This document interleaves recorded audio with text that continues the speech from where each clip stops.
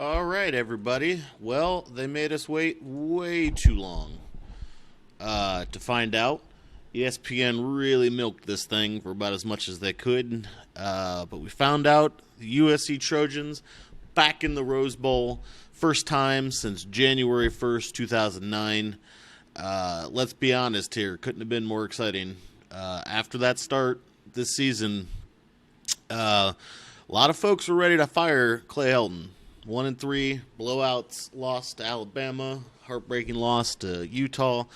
People wanted to shove him out the door. We even had an article published about how USC should at least have a chat with Les Miles. But Helton made the quarterback switch, got things turned around. They've won 8 straight. They finished 9-3.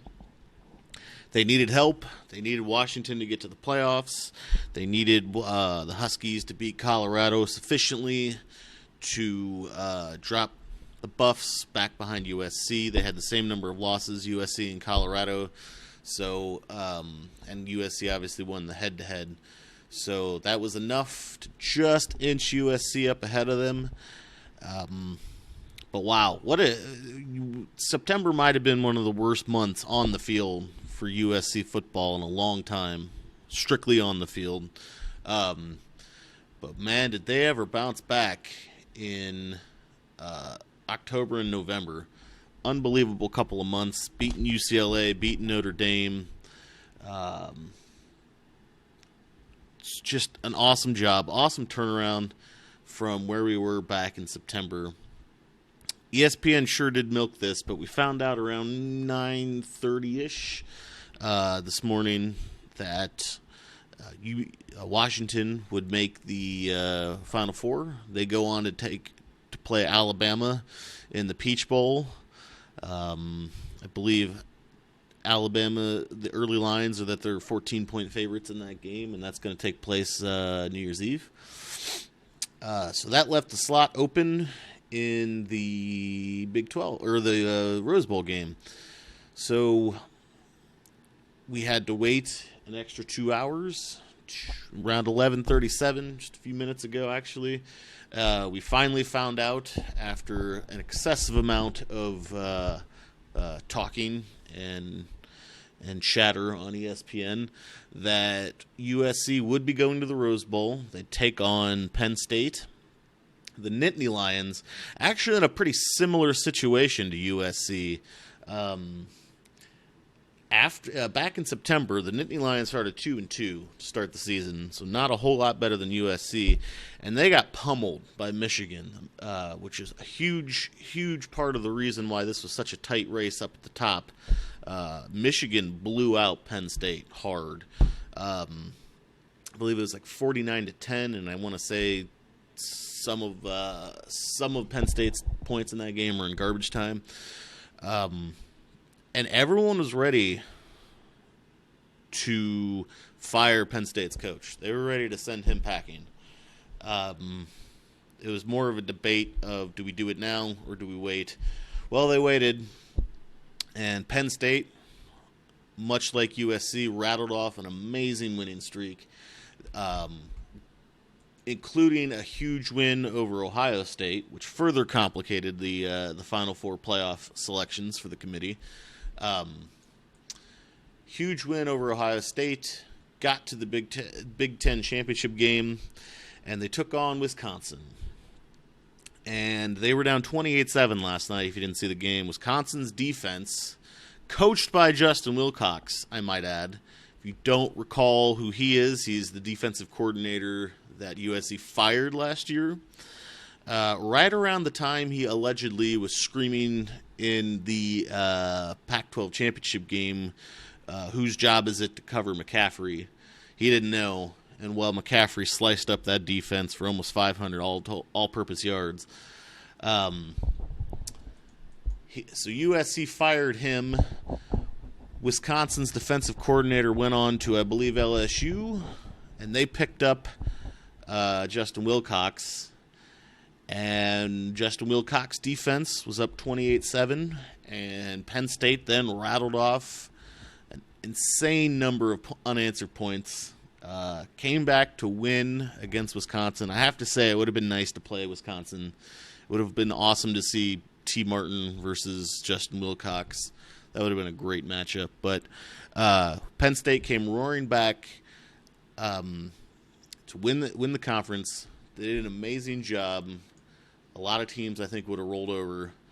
But congrats to Penn State. I know a lot of folks thought maybe they should have been in the playoff over Ohio State, who did not win their conference and who Penn State beat. The committee didn't think so.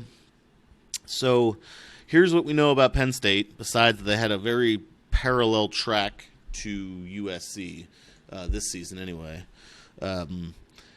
They're a huge explosive team. They can score from anywhere on the field. They remind me actually a little bit like Notre Dame's offense last season when they had Will Fuller and they could just bust out 80-yard touchdown passes whenever.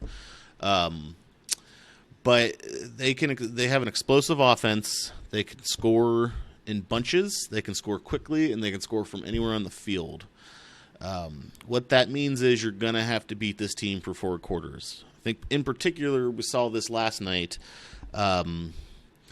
Being up 28-7 is not a guaranteed win. You can't coast into to victory that way if you want to beat Penn State. So Adoree Jackson is going to have his hands full because those guys can sling the ball around. I can tell you right now, McSorley, their quarterback, he's great. And I can tell you right now, Clay Helton, as soon as you ask him about it, he's going to talk about getting McSorley off his spot and causing havoc in the backfield. That's the way they've been found success so far, and I don't. It's the way you find success against most quarterbacks. I don't see that changing anytime soon. So they're going to get after McSorley. They're going to get after Penn State. Adoree's going to have his hands full. Biggie is going to have his hands full.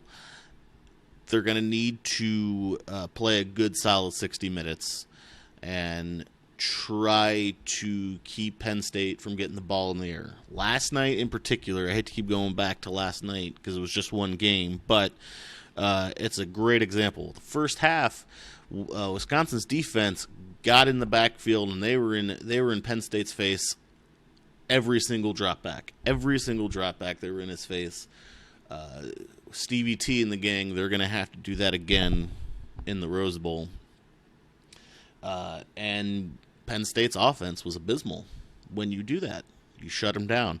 The Nittany Lions picked it up. The line did a little bit better job in coverage and gave quarterback time to throw. And sure enough, he was able to score plenty of points. So you've got to play these guys 60 minutes. You got to be in the quarterback's face on every snap, every drop back. You got to be in the backfield causing havoc. On defense, Penn State can struggle. But if you get the running game going on these guys, you can really put the pressure on them. So that's just my initial thoughts. I'll have to go back and watch all the Penn State games from this year. I do know I did watch them against Ohio State, and that win was incredibly fluky. They had a lot of block kicks. So special teams is going to be important. That's, always going to be a thing. But you probably shouldn't worry too much if you're USC when it comes to special teams. Coach Baxter's really got it together. So, that's just initial impressions. I'm glad I can stop watching ESPN now because it's giving me a headache. Anyway, USC going back to the Rose Bowl. Play Penn State. Huge expectations for next year, though. Win or lose in the Rose Bowl. The 2000 hype train, you can almost hear it revving up from early December 2016. So that's going to be an interesting storyline in the offseason after the Rose Bowl, is that the expectations are going to be sky high now. You just showed you can win 8 straight, beat the number 4 team in the country in their house, get to the Rose Bowl. So expectations are sky high for USC coming into next year. How will they handle them? That'll be interesting to see. But that's not for now. That's for January 3rd. For now, we worry about January 2nd. It's not the 1st because January 1st is on a Sunday, and USC or the Rose Bowl doesn't play on Sunday. So January 2nd in the afternoon, USC Trojans returning to the Rose Bowl for the first time since January 1, 2009, taking on the Penn State Nittany Lions. It's going to be exciting. I got to be honest with you. I did not think we'd get here 2.5 months ago. I did not think I'd be sitting here talking to you about the Rose Bowl, but here we are. Congrats to the Trojans. We'll have plenty of coverage on Conquest Chronicles, so stick around. And yeah, all right, everybody, you can turn off ESPN and fight on.